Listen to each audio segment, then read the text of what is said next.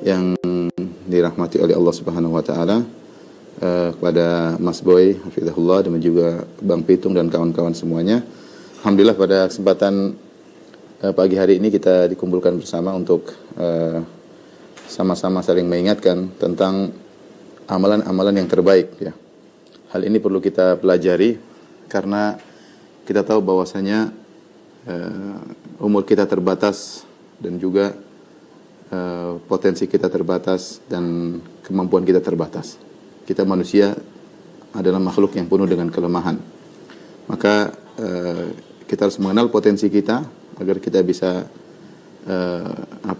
bisa kita gunakan semaksimal mungkin, seoptimal mungkin ya. Dan ini juga bukan hanya dipikirkan oleh kita, juga dipikirkan oleh para sahabat. Para sahabat memikirkan bagaimana bisa melakukan amalan yang terbaik. Karena Allah Subhanahu wa taala yang memerintahkan dalam Al-Qur'an untuk berlomba ya. Kalau kita lihat ayat-ayat berkaitan dengan beramal soleh, maka ayat-ayat datang dalam konteks memacu, suruh berlomba, suruh cepat, enggak ada tunda-tunda, seperti firman Allah Subhanahu wa taala fastabiqul khairat, berlomba-lombalah dalam kebaikan. Seperti juga firman Allah Subhanahu wa taala wasari'u ila maghfiratin min rabbikum wa jannatin arduha samawati wal ardu iddatul muttaqin. Bersegeralah kalian, cepatlah. Sari'u artinya cepat. Al-musara'ah artinya cepat. Cepatlah menuju ampunan Allah dan menuju surga yang luasnya seluas langit dan bumi. Itu dengan beramal saleh. Dalam ayat yang lain kata Allah Subhanahu wa taala sabiqu ila maghfiratin min rabbikum wa jannatin arduha ka ardi samai wal ardi uiddat lil ladzina amanu billahi wa rasulih. Cepatlah kalian ke depanlah ya. Bahkan Allah Subhanahu wa taala menyuruh untuk bersaing ketika Allah Subhanahu wa taala menyebutkan tentang nikmat surga. Kata Allah Subhanahu wa taala wa fi dzalika falyatanafasil mutanafisun. Untuk urusan ganjaran surga, nikmat surga, maka bersainglah. Falyatanafasil mutanafisun. Bersainglah orang-orang yang bersaing. Kita disuruh berpacu dalam urusan akhirat. Karena kita tahu hidup kita di dunia sementara dan kehidupan yang sungguhnya adalah di akhirat kelak ya. Kita akan lewati kehidupan dunia ini ya, 50, 60, 70 tahun ya. Lebih atau kurang, setelah itu kita akan masuk dalam kehidupan akhirat yang abadi.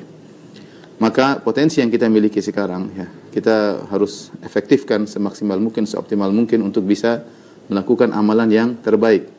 Karenanya datang dalam banyak hadis di mana para sahabat bertanya kepada Nabi sallallahu alaihi wasallam tentang amalan-amalan yang terbaik.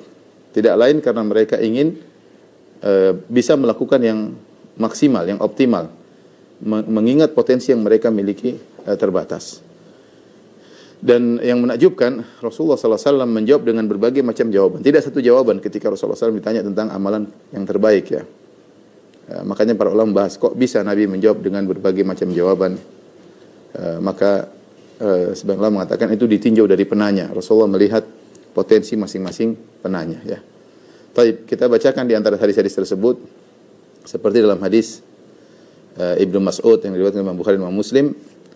Ibnu Mas'ud bertanya, "Sa'altu Nabiy sallallahu alaihi wasallam ayyul amali ahabbu ila Allah?" Aku bertanya kepada Nabi sallallahu alaihi wasallam tentang amalan apa yang terbaik. Maka Nabi sallallahu alaihi wasallam mengatakan as-salatu ala waqtiha, salat pada waktunya. Qala, kemudian aku berkata lagi, "Tsumma ayyun?" Setelah salat pada waktunya apa lagi ya Rasulullah? Kata Rasulullah SAW, "Tsumma birrul walidain." Kemudian berbakti kepada kedua orang tua. Kemudian aku bertanya lagi, "Tsumma ayyun?" Kemudian apa ya Rasulullah? Setelah itu kata Rasulullah SAW, "Al-jihadu fi sabilillah." Jihad di jalan Allah Subhanahu wa taala. Di sini ketika Ibnu Mas'ud bertanya, Rasulullah SAW mengatakan yang terbaik adalah salat pada waktunya, kemudian berbakti kepada orang tua, baru kemudian jihad di jalan Allah Subhanahu wa taala ya. Ini dalam satu konteks. Dalam konteks yang lain, hadis diriwayatkan oleh Imam Nasa'i dan juga Al-Imam Ahmad dan Ibnu Khuzaimah serta Ibnu Hibban dari Abu Umamah Al-Bahili radhiyallahu ta'ala anhu. Sahabat sekarang yang nanya lain lagi. Tadi Ibnu Mas'ud, sekarang Abu Umamah Al-Bahili radhiyallahu anhu, annahu sa'ala Rasulullah sallam ayyul amali afdal. Bahwasanya beliau bertanya kepada Nabi sallallahu alaihi wasallam, amalan apa yang terbaik? Maka Nabi mengatakan, "Alaika bis-shaum fa innahu la idla lahu." Hendaknya kau sering berpuasa karena tidak ada yang bisa menandingi puasa. Tidak ada yang menandingi puasa. Taib, ini Abu Umam Al-Bahili. Kemudian datang dalam riwayat yang lain, dalam hadis yang lain riwayat Imam Ahmad dari Amr bin Abasah, bahwasanya Nabi sallallahu alaihi wasallam pernah berkata kepada seseorang, Nabi datang ke seorang, Nabi berkata, amalani huma afdhalul a'mal illa man amila bimithlihima. Ada dua amalan adalah amalan yang terbaik kecuali ada orang yang bisa mengamalkan keduanya. Rasulullah kabarkan kepada seorang.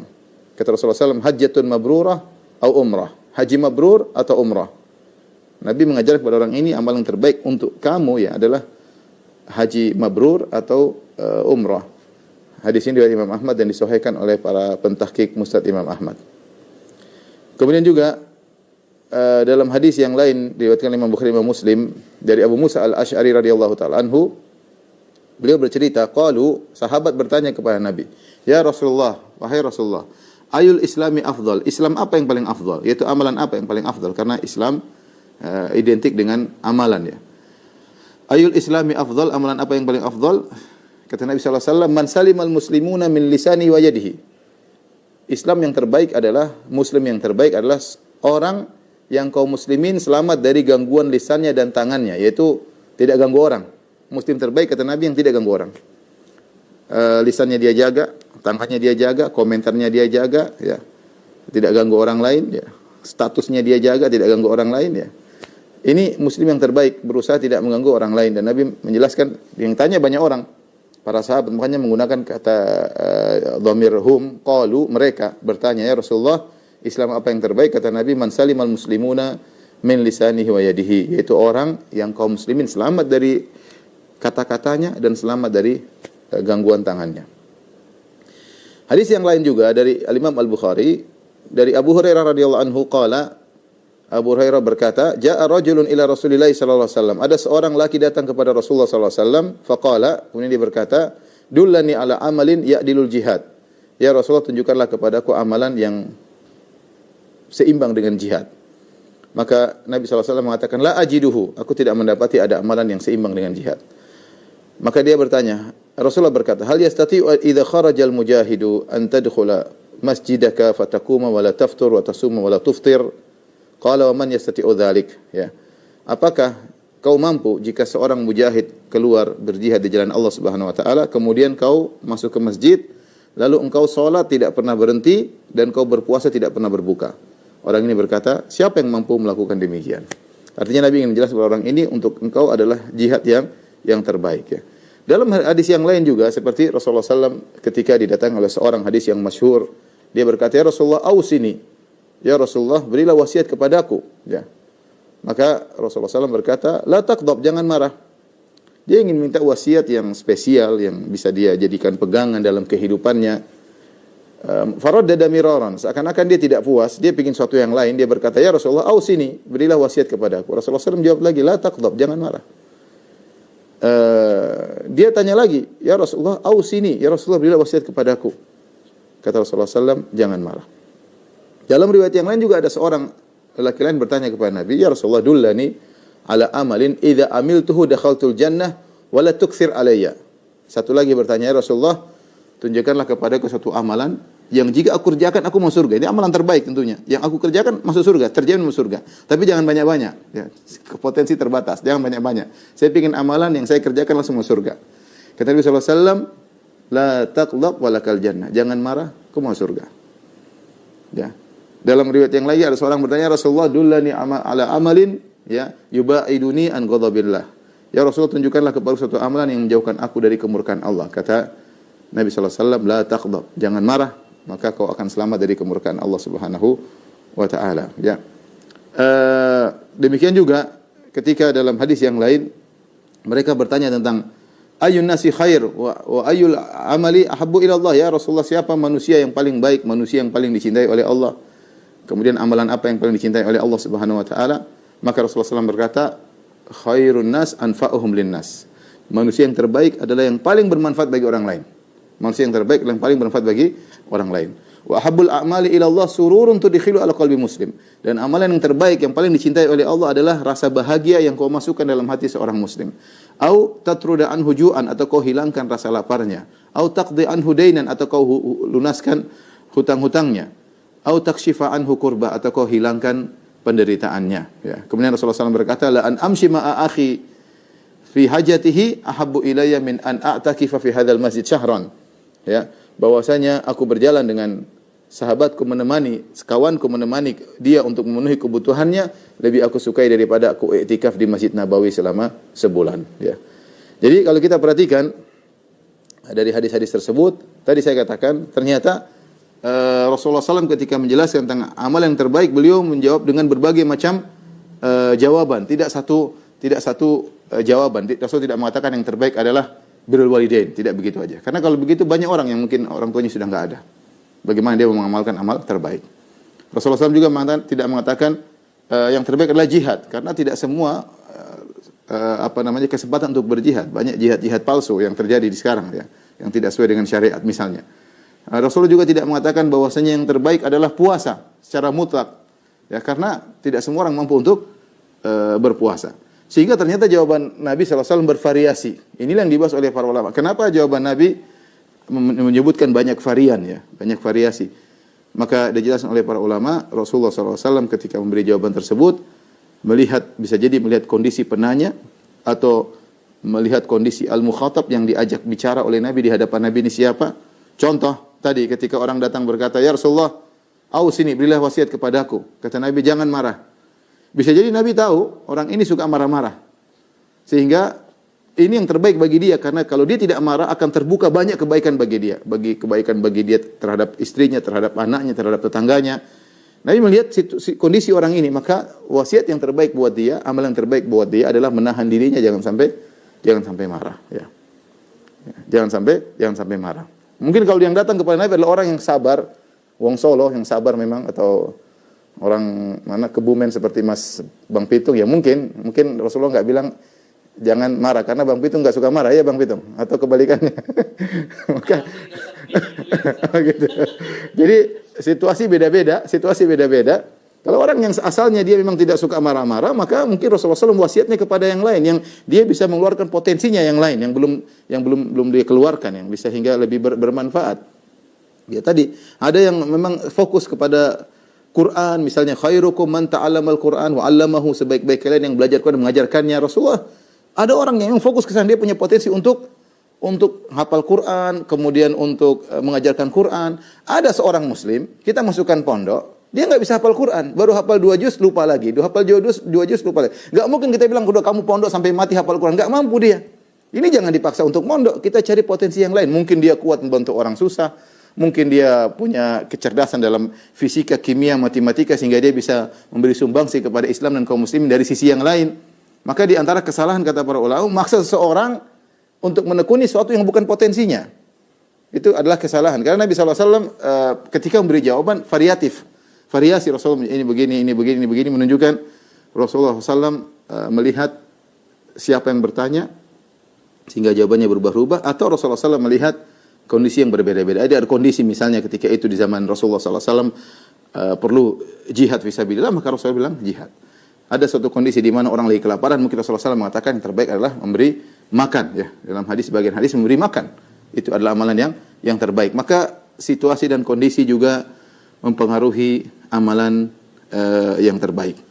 Dari sini kalau kita dapati penjelasan para ulama, mereka mengatakan bahwasanya kebanyakan amalan terbaik kembali kepada potensi seseorang. Apa yang mampu dia lakukan. Salah satu tinjauan, ya. Salah satu tinjauan amalan terbaik adalah kembali kepada kondisi orang tersebut. Dan yang kedua kondisi kaum muslimin yang ada ketika itu, ya. Ini di antara dua hal yang paling mempengaruhi amalan terbaik, ya. Mempengaruhi amalan terbaik. Contoh, amalan terbaik dipengaruhi oleh kondisi masing-masing orang, potensi masing-masing orang, sebagaimana dijelaskan oleh Al-Imam Ibnu Qayyim rahimahullahu taala, ya. Beliau mengatakan, ya, qad yakunul amalul muayyan afdhalu minhu fi haqqi ghairihi, ya. Bisa jadi suatu amal tertentu, ya, lebih baik pada seseorang namun tidak baik pada bukan yang terbaik bagi orang lain, ya. Ya, contoh, ya. Beliau berkata misalnya, fal ghani alladhi lahu malun katsir wa nafsuhu la tasmah bi badli syai'in minhu fa sadaqatu wa itharu afdhalu lahu min qiyamil lail wa siyamin nahar nafilah. Ada orang kaya yang ternyata dia agak pelit, maka apa yang terbaik bagi dia? Amalan yang terbaik bagi dia adalah dia disuruh sedekah. Jangan kita bilang, "Oh, Pak, yang terbaik Bapak salat malam. Yang terbaik Bapak puasa." Oh, tambah pelit dia puasa tidak mau malah pelit, makan kemudian hemat ya. Kemudian dia hanya salat malam sementara dia punya harta yang banyak dan dia pelit. Maka yang terbaik bagi dia, kalau kita tahu dia ini pelit, kita bilang terbaik bagi Anda adalah bersedekah karena dia harus melawan nafsunya yang pelit terhadap hartanya. Ini contoh kata Ibnu Qayyim rahimahullahu taala. Contoh beliau berkata lagi, ya. Al-alim alladhi qad arafa sunnah wal halal wal haram wa turukal khair wasyarr mukhalatatuhu linnas wa ta'limuhum wa nusuhum fi dinihim afdalu min i'tizalihi wa tafrighi waqtihi lis-salat wa qiraatil Qur'an wa tasbih. Seorang yang alim yang dia mengerti tentang sunnah-sunnah Nabi sallallahu alaihi wasallam, dia mengerti tentang hukum-hukum fikih halal dan haram, dia tahu jalan-jalan kebaikan dan tahu tentang bahaya-bahaya jalan-jalan keburukan, maka yang terbaik bagi dia adalah bercampur dengan masyarakat, mengajarkan ilmu kepada mereka, menasihati mereka, lebih baik daripada dia bersendirian, kemudian dia sholat, baca Quran doang, bertasbih. Lebih baik dia ngajarin orang. Ya. Sebaliknya ada orang yang tidak pandai mengajarkan ilmu agama, lebih baik dia baca Quran.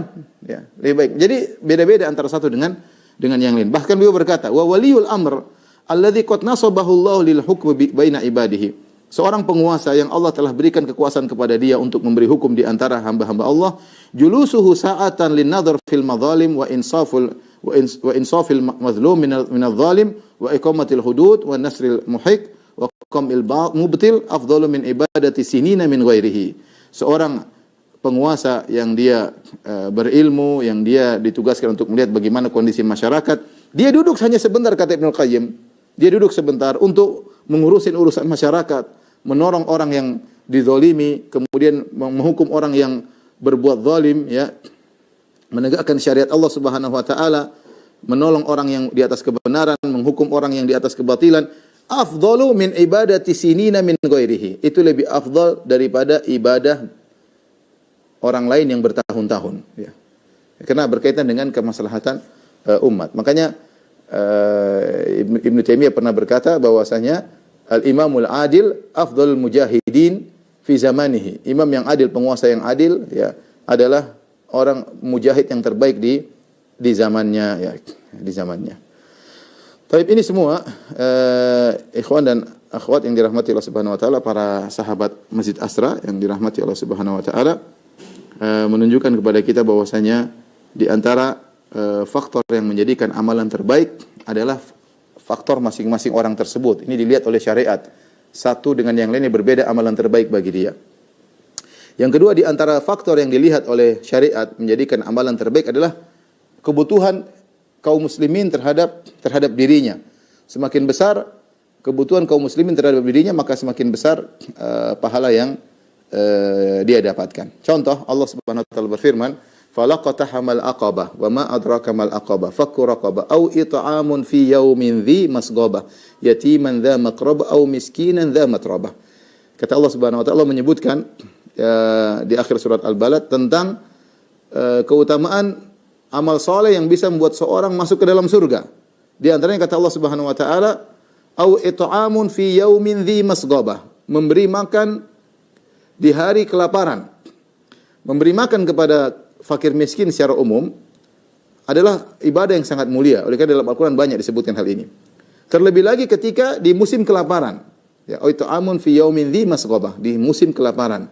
Sehingga kondisi masyarakat yang semakin membutuhkan menjadikan amalan menjadi semakin besar pahalanya.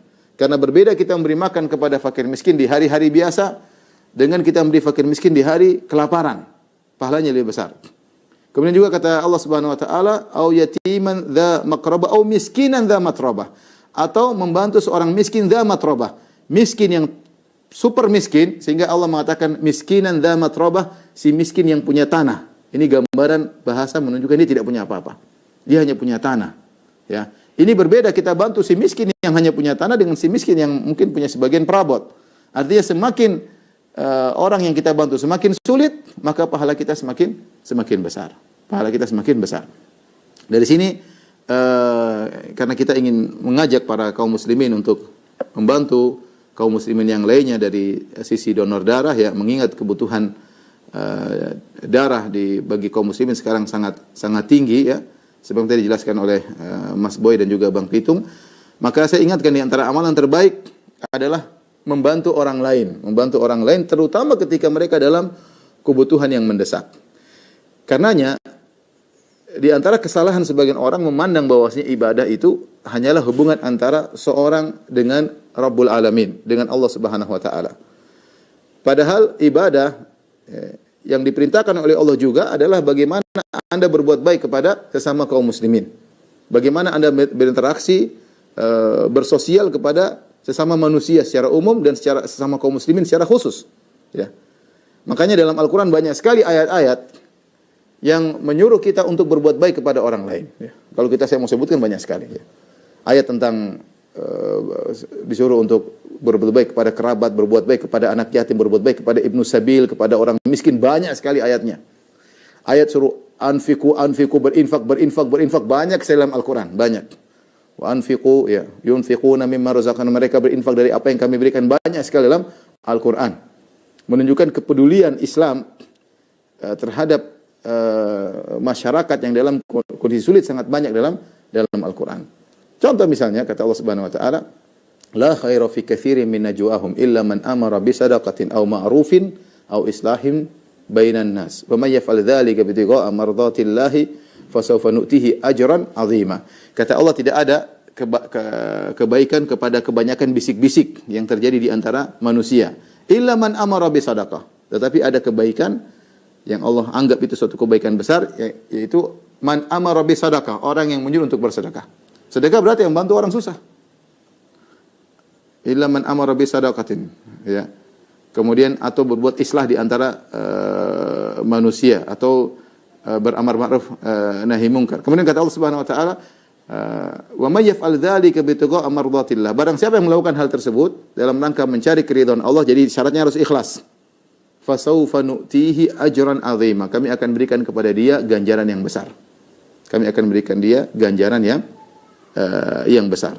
Kenapa? Karena membantu orang lain. Saya katakan tadi ayat terlalu banyak. Makanya di antara tingkatan yang tertinggi dalam tingkatan kaum muslimin, yang pertama muslim, kemudian mukmin, yang ketiga muhsin. Muhsin. Di antara makna muhsin yaitu engkau beribadah kepada Allah seakan-akan engkau dilihat oleh Allah Subhanahu wa taala, dan di antara makna muhsin adalah orang berbuat baik kepada orang lain.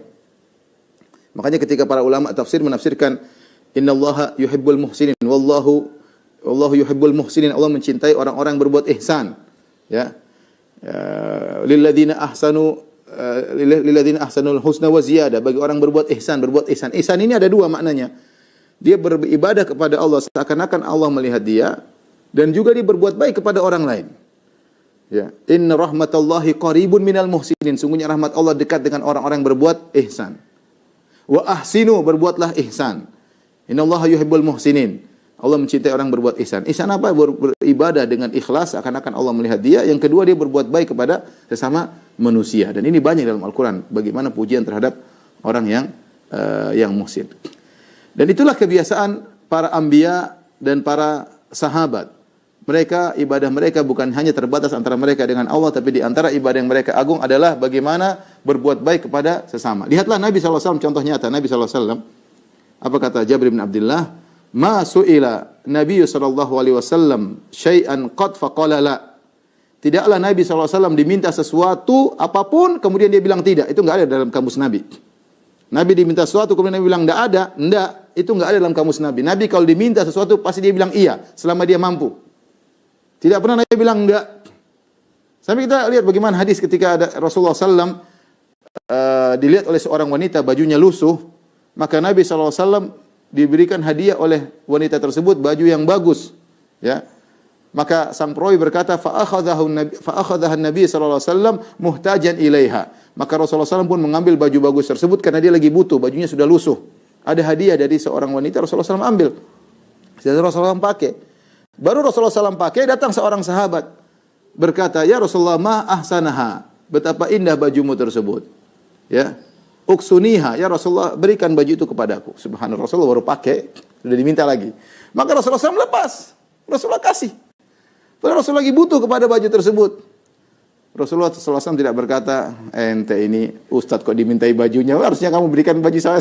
Rasulullah malah buka baju kasih. Karena Rasulullah tidak ada kamus, itu enggak ada. Selama dia mampu. Rasulullah mengatakan, kalau saya punya harta, saya akan kasih bagi kalian kepada kalian. Summa la tajiduni bakhilan, kalian tidak akan dapati aku bakhil, enggak mungkin aku bakhil. Ya. Sampai seorang Arab Badui ketika dia minta ghanam bainal jabalain, dia lihat Rasulullah dapat ghanimah banyak, dia minta kambing di antara dua gunung, itu kambing selembah kambing, itu banyak sekali. Rasulullah kasih. Dia pun masuk Islam. Kemudian dia berdakwah kepada kaumnya, dia berkata, ya qaumi aslimu, wahai kaumku masuk Islamlah kalian kalau mau dapat kambing seperti saya. Fa inna Muhammadan a'ta man lam yakhshal faqah. Muhammad itu kalau sudah bagi sesuatu tidak pernah takut miskin. Jadi Rasulullah SAW terkenal suka membantu orang lain, dan ini dilakukan oleh Nabi bahkan sebelum Nabi diangkat menjadi seorang Nabi. Makanya dalam hadis yang masyhur ketika Rasulullah SAW baru didatangi oleh malaikat Jibril ketakutan, ya, sampai Jibril alaihissalam memeluk Nabi, melepaskannya, memeluk lagi melepaskannya. Dikatakan Iqra, bacalah, kata Nabi, ma ana bi iqari, saya tidak bisa baca. Kemudian ditalkin oleh malaikat Jibril, Iqra bismi rabbikal ladzi khalaq, dan seterusnya. Kemudian Nabi SAW turun dari Gua Hira menuju istrinya, ketakutan Khadijah, ya, ketakutan. Dia bilang, laqad khasyitu ala nafsi, sampai Rasulullah mengatakan, zammiluni, selimuti aku. Ketakutan, gemetar. Fazammaluhu, maka istrinya pun menyelimuti Nabi SAW. Sampai tenang, Khadijah bertanya, ada apa wahai suamiku? Kata Rasulullah SAW, laqad khasyitu ala nafsi, sungguh aku khawatir suatu keburukan menimpa diriku. Apa kata Khadijah? Kalla fawallahi abshir, tidak mungkin. La yukhzikallahu abada, Allah tidak akan menghinakan engkau selamanya. Innaka la tasilur rahim, engkau suka menyambung silaturahmi, wa tasduqul hadis, engkau suka jujur. Wa tahmilul kalla, engkau membantu orang yang tidak mampu. Wa taksibul ma'dum, ada orang tidak bisa apa, kau kerja, hasilnya kau kasih buat dia. Wa taqrid dhaif, kau suka menjamu tamu. Wa tu'inu alana wa ibil haq, engkau membantu orang terkena musibah. Ini sifat-sifatmu, selalu membantu orang lain, tidak mungkin Allah hinakan engkau. Jadi Nabi sebelum diangkat menjadi Nabi sudah sifatnya seperti itu, apalagi setelah diangkat menjadi seorang Nabi, ya. Dan terlalu banyak bagaimana menunjukkan Rasulullah SAW membantu orang lain. Sampai Nabi tadi mengatakan, la an amshi ma akhi fi hajatihi, aku berjalan dengan saudaraku memenuhi keperluannya, lebih aku sukai daripada iktikaf di Masjid Nabawi selama sebulan. Kenapa? Karena iktikaf di Masjid Nabawi berkaitan dengan diri sendiri. Tapi dia membantu saudaranya, keperluannya, maka itu berkaitan dengan orang lain. Dan ihsan, di antara makna ihsan adalah membantu orang lain, ya. Jadi kalau kita bicara tentang hadis Nabi, terlalu banyak dalilnya. Kita bicara tentang sahabat. Sahabat pun demikian. Lihatlah Abu Bakar As-Siddiq radhiyallahu ta'ala anhu. Ketika dia ditekan oleh orang-orang musyrikin di kota Mekah, sehingga akhirnya dia pun meninggalkan kota Mekah, dia pergi meninggalkan kota Mekah, ingin berhijrah, ingin bisa beribadah di bumi yang lain. Ketika di tengah jalan, dia sudah berjalan jauh, ketemu dengan seorang namanya Ibnu Dugunnah. Dia mengatakan, Ibnu Dugunnah orang kafir. Dia berkata, wahai Abu Bakar, kemana kau hendak pergi? Aku ingin beribadah kepada Allah. Mereka melarangku untuk ibadah. Maka kata Ibnu Dugunnah, misluka la yakhruj wa la yukhraj. Orang seperti engkau, wahai Abu Bakar, tidak boleh keluar dari negerinya dan tidak boleh diusir dari negerinya. Kenapa? Innaka la tasilur rahim, kau suka menyambung silaturahmi. Wa tasduqul hadis, engkau senantiasa jujur, seperti sifat Nabi. Wa tahmilul kalla, engkau selalu membantu orang yang susah. Wa taksibul ma'dum, engkau bekerja bagi orang yang tidak bisa berbuat apa, kau kerja hasilnya buat dia. Wa taqrid dhaif, kau suka menjamu tamu. Wa tu'inu ala nawaibil haq, dan kau suka membantu orang yang terkena musibah. Orang seperti kau tidak mungkin diusir. Maka dia pun mengatakan, saya akan jadi jaminan. Kembali ke kota Mekah, beribadah kepada Tuhanmu, aku akan jadi jaminan. Dia musyrik juga, tapi dia kagum dengan Abu Bakar As-Siddiq radhiyallahu ta'ala anhu. Makanya ketika Nabi SAW suatu hari bertanya kepada para sahabat, man asbaha minkum sha'iman, siapa yang hari ini puasa? Kata Abu Bakar, saya ya Rasulullah. Man at'ama minkumul yawma miskinan, siapa yang hari ini memberi makan kepada fakir miskin? Kata Abu Bakar, saya ya Rasulullah. Man ada minkum maridhan, siapa di antara kalian yang menjenguk orang sakit? Kata Abu Bakar, saya Rasulullah. Satu hari Abu Bakar kerjain semua. Man tabi'a minkumul yawma janazah, siapa yang hari ini yang melayat orang meninggal? Kata Abu Bakar, saya Rasulullah. Subhanallah. Abu Bakar luar biasa, ya. Sudah puasa, kasih makan orang miskin, menjenguk orang sakit, kemudian melayat orang mati. Kata Nabi, majtama'na fi imri'in illa dakhalal jannah. Tidak mungkin ini berkumpul pada seorang satu hari ngerjain ini semua kecuali masuk surga. Coba kalau kita tanya sama diri kita, siapa yang hari ini puasa? Nggak ada yang angkat tangan. Siapa yang hari ini kasih makan orang miskin? Saya, Ustadz. Siapa yang miskinnya? Istri saya miskin, Ustadz. Saya kasih makan istri saya. Kemudian, siapa yang kunjungi orang sakit? Saya, Ustadz. Siapa anak saya sakit? Saya kunjungi anak saya. Artinya, para sahabat demikian. Ya. Allah sudah puji mereka dalam Al-Quran. Kata Allah Subhanahu Wa Taala, "Walladzina tabawwa'ud dar wal imana min qablihim yuhibbuna man hajara ilaihim. Wala yajiduna fi sudurihim hajatan mimma utu wa yu'thiruna 'ala anfusihim walau kana bihim khassas." Allah sebutkan kaum Ansar, Allah abadikan dalam surat Al-Hasyr, Allah mengatakan wa yu'thiruna 'ala anfusihim walau kana bihim khassas. Mereka mendahulukan saudara-saudara mereka daripada diri mereka sendiri, padahal mereka dalam kondisi memerlukan. Ya. Ya. Allah sebutkan ciri-ciri penghuni surga. Kata Allah Subhanahu Wa Taala, wa yut'imuna at'ama 'ala hubbihi miskinan wa yatima wa asira. Innama nut'imukum liwajhillah. Ya, sungguhnya ya mereka penghuni surga memberi makan kepada orang miskin makanan yang mereka sukai. Mereka berikan kepada miskin, kepada anak yatim, kepada tawanan. Tawanan ini orang kafir. Jadi mereka berbuat baik bahkan kepada tawanan perang, ya. Dan mereka memberi makan karena Allah Subhanahu Wa Taala. Oleh karenanya para ulama mengatakan, sepakat ulama membantu orang non Muslim tidak jadi masalah, ya. Dapat pahala, apalagi membantu sama kaum muslimin. Yang kita perhatikan dalam ayat ini, Allah sebutkan wa yut'imuna ta'ama ala hubbihi. Mereka memberi makanan yang mereka suka makanan tersebut. Jadi bukan mereka beri makanan yang sudah mau basi atau yang mereka tidak suka, enggak habis baru kasih orang, enggak. Mereka memang makanan mereka suka tapi mereka kasih orang. Jadi sahabat kalau bersedekah bukan asal-asalan, sedekah dengan apa yang mereka sukai. Allah berfirman, "Lan tanalul birra hatta tunfiqu mimma tuhibbun." Kalian tidak akan mencapai kebajikan yang sungguhnya sampai kalian menginfakkan apa yang kalian cintai. Bahkan dalam makanan, para sahabat memberikan makanan yang dia sukai. Maka disebutkan dalam perang Badar, ketika para sahabat menang dalam perang Badar, kemudian sebagian orang-orang kafir Quraisy ditawan, maka mereka menjalankan ayat ini. Sebagian mereka memberi makanan kepada tawanan perang. Mereka bawa roti dan ada korma. Roti mereka kasihkan kepada tawanan yang kafir, sementara mereka makan korma. Jelas roti lebih enak daripada korma. Sampai yang tawanan tersebut merasa malu, bagaimana kami tawanan perang, kami makan roti, sementara yang kasih makan korma. Dan itu dipraktikkan oleh para sahabat. Dipraktikkan oleh para sahabat. Maksud saya, sikap suka menolong orang lain, ini adalah kebiasaan Nabi SAW, kebiasaan para sahabat, bahkan kebiasaan para nabi-nabi terdahulu. Contohnya Allah sebutkan tentang kisah Nabi Musa alaihissalam. Kisah Nabi Musa dan Allah sebut dalam surat Al-Qasas ketika Musa alaihissalam dikejar oleh Fir'aun dan bala tentaranya, pengikut Fir'aun karena dia telah membunuh seorang, maka dia kabur dari Mesir pergi ke kota Madian. Allah berfirman, "Walamma warada ma'a Madyana waja'ada alaihi ummatan minan nasi yaskun." Wa wajada min dunihim imra'ataini tadhudan. Qala ma khatbukuma? Qalata la nasqi hatta yusdira ar-ri'a.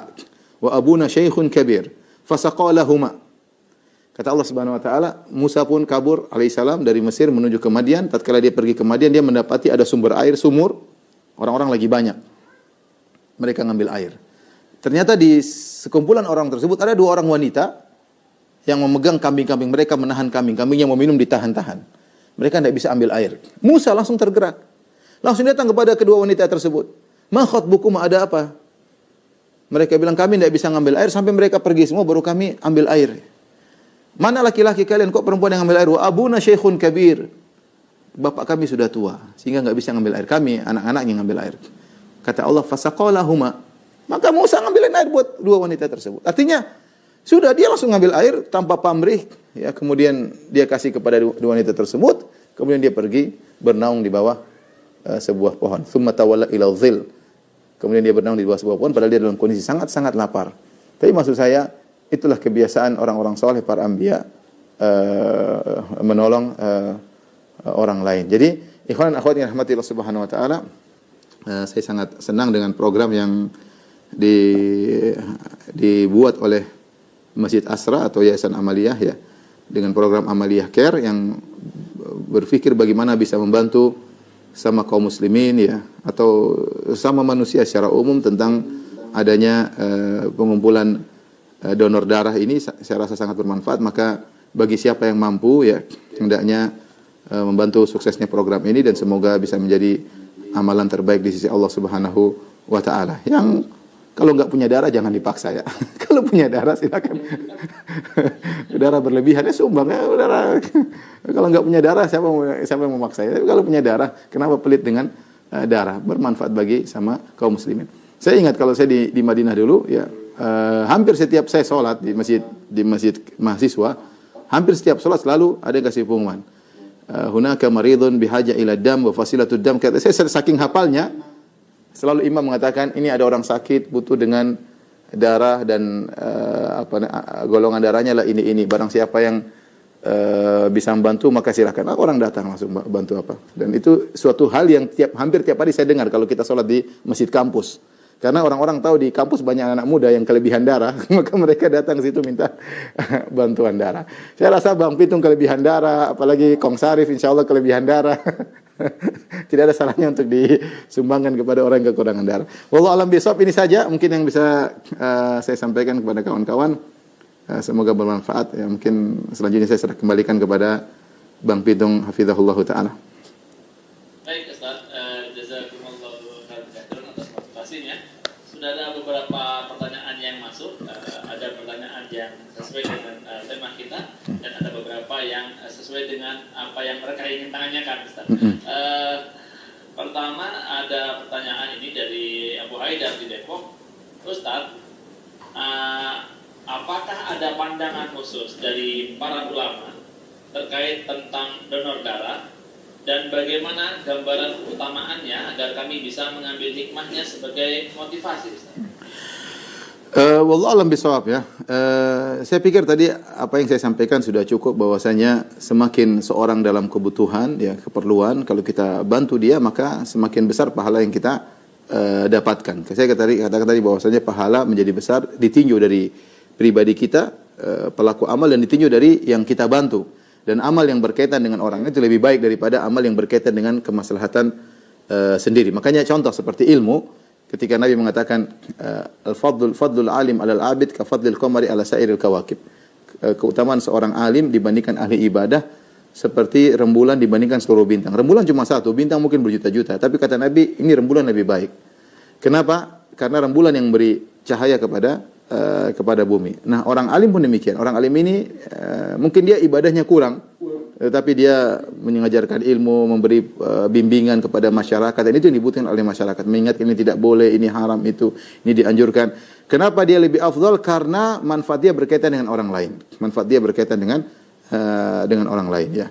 Makanya Nabi SAW banyak hal Nabi contohkan bagaimana Nabi didatangi oleh seorang, kalau tidak salah seorang yang agak terganggu pikirannya, fi akliha syai', seorang wanita yang akalnya agak terganggu. Kemudian dia ngomong sama Nabi SAW. Nabi sisihkan waktu untuk bicara dengan dia. Nabi sisihkan waktu untuk bicara dengan dia. Demikian juga Nabi pernah dibawa tangannya oleh seorang jariyah, dibawa ada keperluan, Nabi biarkan dia berjalan dengan orang tersebut. Maka saya dengar juga sebagian ulama mereka sampai membatalkan puasa sunnah mereka demi untuk membantu kaum muslimin ya. Jadi kebutuhan darah apalagi berkaitan dengan kesehatan. Siapa yang ragu bahwasanya kesehatan adalah nikmat yang sangat besar ya. Makanya Nabi SAW mengatakan nikmatani magbunun fihi makatsirun minan nas as-sihhatu wal faragh. Dua nikmat yang orang banyak terpedaya adalah kesehatan dan waktu luang. Jadi sehat adalah nikmat yang sangat besar. Nah, orang sakit dia kehilangan nikmat yang sangat besar. Ya. Ketika kita membantu dia untuk memulihkan kesehatannya dengan menyumbangkan darah kita, tentunya dia akan merasakan kebahagiaan yang luar biasa. Kita nggak butuh dia bilang terima kasih, ya, kita nggak butuh. Tapi dia mendapatkan kebahagiaan, kita otomatis mendapatkan pahala yang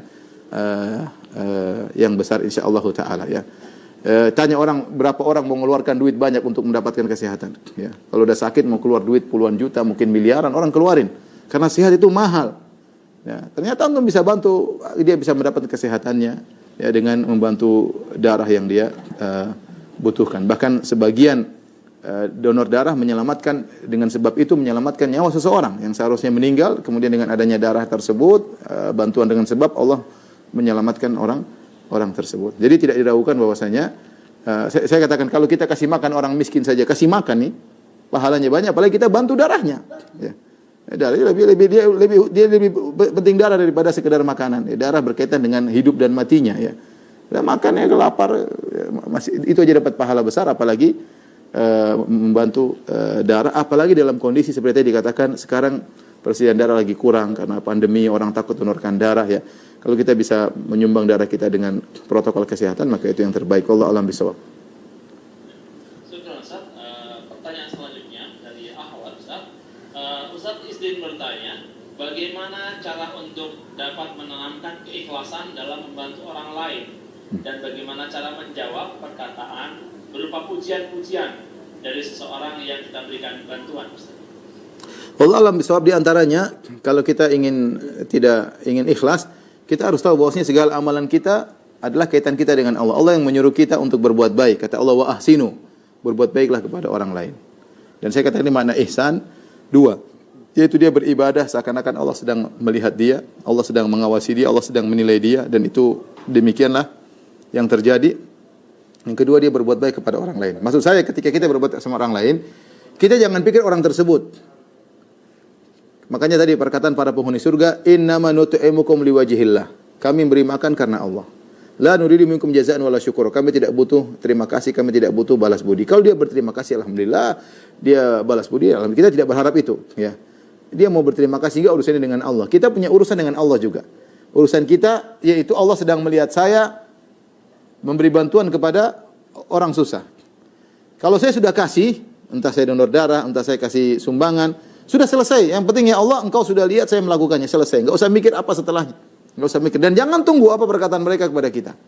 Kalau perlu setelah itu selesai. Enggak usah kita gimana ya. Kecuali mungkin kita ingin lihat situasi bagaimana hasil bantuan kita, itu enggak ada masalah. Efektif atau tidak, perlu bantuan lagi atau tidak. Tapi jangan tunggu terima kasih darinya. Makanya saya katakan, itu kita lakukan kepada semua. Kita berbuat baik kepada tetangga kita. Kita berbuat baik kepada teman kita. Berbuat bahkan kepada kerabat kita. Perhatikan. Bisa jadi Anda berbuat baik sama kerabat Anda, ternyata Anda tidak terima kasih sama kerabat. Ya sudah, itu tidak apa-apa. Itu melatih diri kita untuk kita beribadah karena Allah, bukan karena ingin disanjung oleh kerabat, bukan ingin dihormati oleh kerabat. Tidak, kita karena Allah Subhanahu wa taala. Jadi agar kita bisa ikhlas, pertama ketika kita berbuat baik, muamalah kita dengan Allah. Ya Allah, Engkau sedang melihatku bersedekah atau menyumbang darah, donor darah dan yang lainnya, maka sudah saya selesaikan, kerjakan ya Allah.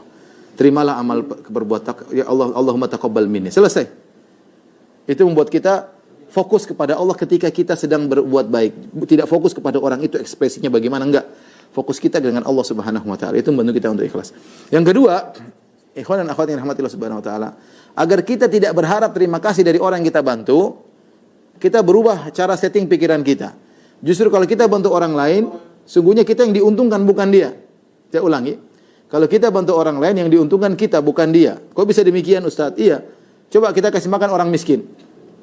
Apa yang keuntungan dia dapat? Dia dapat keuntungan, dia kenyang. Dia kenyang, dapat keuntungan kenyang. Kita, setelah itu masih panjang. Kita dikasih kebahagiaan oleh Allah Subhanahu wa taala. Kita ditambahkan rezeki kita, karena tidak orang berinfak kecuali Allah tambah rezekinya. Kemudian kita dijauhkan dari mara bahaya, sonaiul ma'ruf taki masari usu. Siapa yang berbuat kebaikan maka dijauhkan dari kesudahan yang buruk, ya.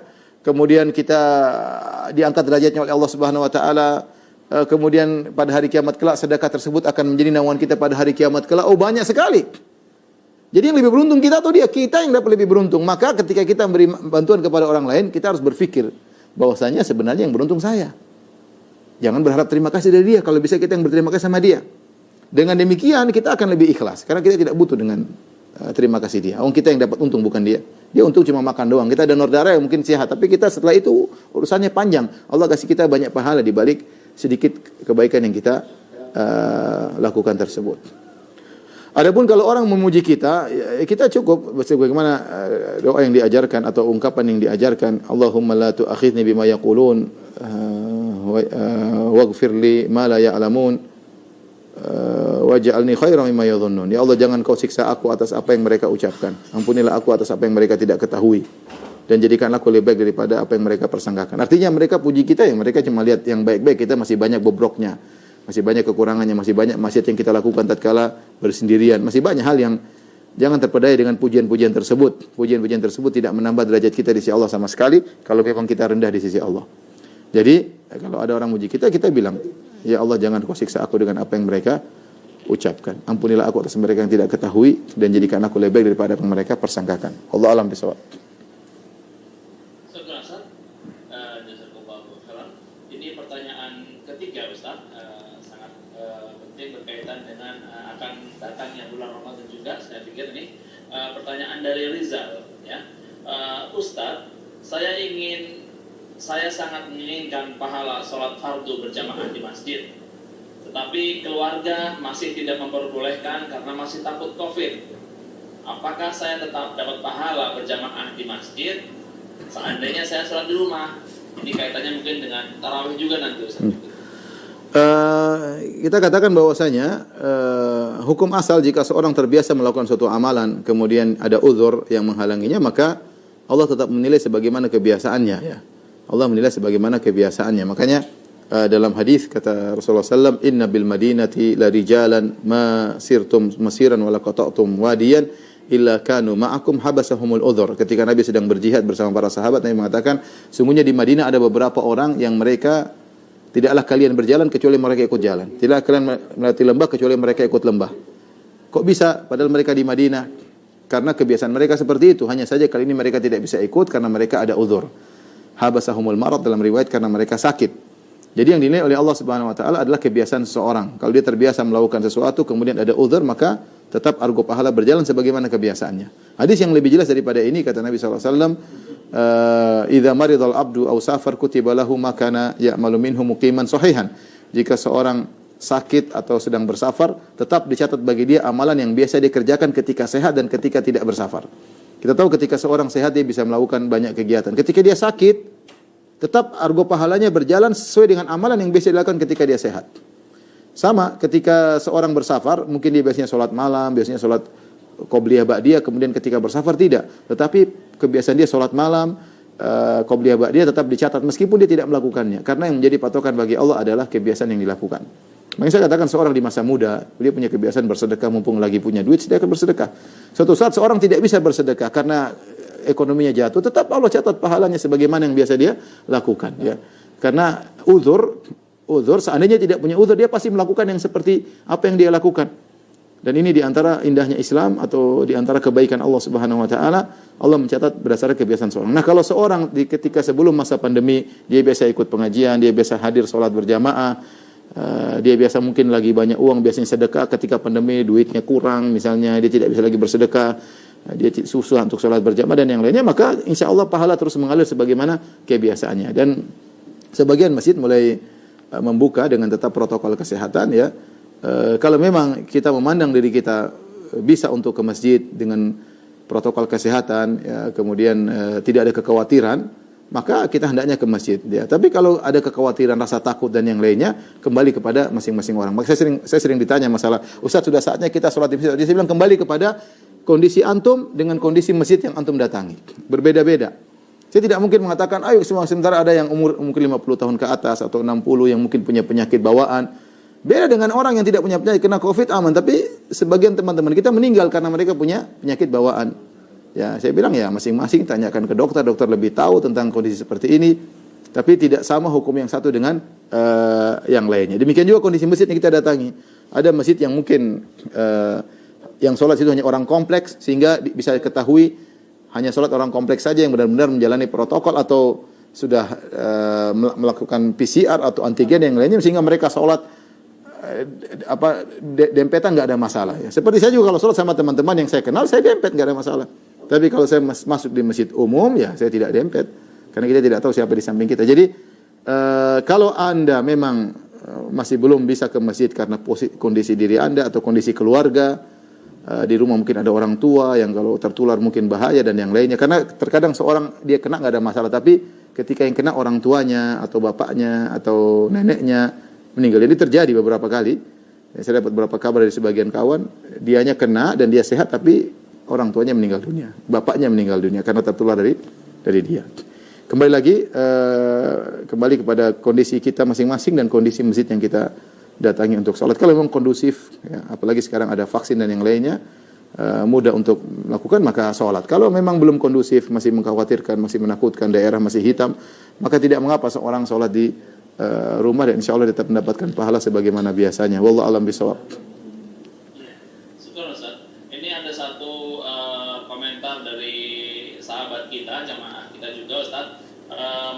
menanggapi program donor darah ini dari Pak Martono Danis di Condet kalau tidak salah, ini dari Trek Astra juga, grup Astra. Jazakallah atas program yang luar biasa ini. Alhamdulillah saya sebagai orang tua merasa dimudahkan oleh Allah Subhanahu wa taala dengan adanya program ini, Ustaz. Minimal tidak susah lagi untuk mencari pendonor dikala stok yang ada di PMI terbatas, di mana anak saya yang setiap bulan sekali harus transfusi darah. Jadi memang ada kan yang sebagian dari saudara-saudara kita yang Allah takdirkan dia lahir dengan keterbatasan thalassemia, yang dia harus terus-menerus donor darah. Jadi mudah-mudahan ini jadi motivasi semua buat teman-teman kita yang sudah bergabung menjadi relawan bahwa peran Anda sangat dibutuhkan. Pertanyaan selanjutnya, Ustaz, keempat sebelum pertanyaan terakhir, Ustaz mohon izin bertanya, jika memberikan hutangan terkait dengan sedekah, jika memberikan hutangan kepada saudara, tetapi ternyata membuat saudara ini akhirnya sering berhutang dan tidak mandiri, bagaimana Ustaz? Apakah harus terus memberi hutang? Gitu. Kita membantu dan mendidik, sebagaimana anak kita yang kita sangat sayangi pun tidak kita cocokin uang terus ya, karena kita yang mendidik dia, kita sayang sama dia. Demikian juga saudara kita bantu dia sambil mendidik ya. Kalau ternyata kita sudah tahu dia berusaha dan selalu gagal, ya bantu aja terus. Itu berarti Allah bukakan kita kebaikan dari sisi membantu saudara kita. Tapi kita berusaha mendidik. Dilihat kalau dia memang malas-malasan, maka kita mungkin tahan agar dia rajin. Tapi kalau dia sudah rajin, sudah maksimal, sudah banting tulang, sudah patah-patah tulangnya, ternyata duitnya nggak ada, udah kita bantu aja. Berarti Allah bukakan pintu surga melalui kita bantu kerabat kita. Dan di antara amalan yang mulia adalah membantu kerabat. Bahkan dalam Al-Quran Allah sebutkan membantu kerabat didahulukan daripada anak yatim dan fakir miskin. Karena membantu kerabat dapat pahala membantu orang susah dan juga menyambung silaturahmi. Jadi lihat situasi dan kondisi. Kalau memang kita tahu kita kasih terus dia tidak akhirnya bergantung, ya jangan, kita tahan karena kita sayang kepada dia sambil kita motivasi. Tapi kalau kita tahu memang dia sudah berusaha nggak bisa, ya bantu aja terus, nggak ada masalah. Ya. Baik ya, tadi udah dengar ya, yang suka ngasih utangan bantu terus. Selagi duitnya masih ada ya, Ustaz. Ustaz, pertanyaan terakhir, pertanyaan kelima. Sebentar. Ustaz, bagaimana hukumnya jika bekerja dengan niat untuk membantu bisnis atau klien, tetapi beberapa klien atau customer adalah orang-orang non-muslim? Bagaimana ya Ustaz? Saya tahu dalam bisnis perusahaan saya, beberapa ada hal-hal yang berkata tidak jujur demi mendapatkan sebuah PO. Bagaimana saya harus bersikap Ustaz? Saya sudah mengajukan resign, tetapi bos saya menahan saya, malah bersikap baik sekali. Terus saya seakan-akan memberikan tambahan agar dia tidak resign, tapi dengan catatan dia sering ngasih ya kata kayak sesuatu yang kemudian bahasanya ya, apa? Akalan untuk bisa dapat PO itu, purchase order. Gitu. Gimana satu ini kayak sombongan gitu? Ya, saya bilang pokoknya. Pertanyaannya apakah saya ikut berdosa begitu, Ustaz? Kalau haram ya haram, kalau dosa ya dosa, intinya begitu ya. Berbuat baik kepada siapapun baik, ya, berbuat baik kepada siapapun, kepada muslim, kepada non muslim, dianjurkan ya. Semuanya berbuat. Makanya saya katakan, Allah berfirman, wa tu'imuna 'ala ta'am, tu'imuna ta'ama 'ala hubbihi miskinan wa yatiman wa asira. Dalam surat Al-Insan, mereka memberikan makanan yang mereka sukai kepada fakir miskin, pada anak yatim, dan kepada tawanan perang yang lain agama ya. Lain agama. Jadi berbuat baik kepada siapapun, itu adalah hal yang dianjurkan. Oleh karenanya, bagaimana ketika seorang sahabat menyuruh keluarganya untuk membuat makanan diberikan kepada tetangganya Yahudi. Dia berkata, aku mendengar Rasulullah SAW bersabda, ma zala Jibril yusini bil jar hatta dhanantu annahu sayuwarrithuhu. Rasulullah pernah berkata, Jibril senantiasa berwasiat kepadaku untuk perhatian terhadap tetangga, sampai aku menyangka tetangga akan dapat warisan. Dan tetangga tersebut umum, di antaranya tetangga non muslim. Makanya sahabat tersebut menyuruh untuk bikin makanan yang enak untuk dia berikan kepada tetangganya yang Yahudi. Dan kita tahu Nabi SAW pernah punya pembantu, seorang kana gulamun yakhdimun Nabi SAW, ada seorang anak muda yang dulu pernah berkhidmah menjadi pembantu Nabi SAW. Ketika dia sakit, Nabi datang menyenguk dia sebagai sama manusia, dan juga Nabi mendakwahi dia. Akhirnya dia pun masuk Islam. Jadi intinya berbuat baik kepada siapapun dituntut. Islam dituntut berakhlak mulia, baik kepada sama muslim, demikian juga kepada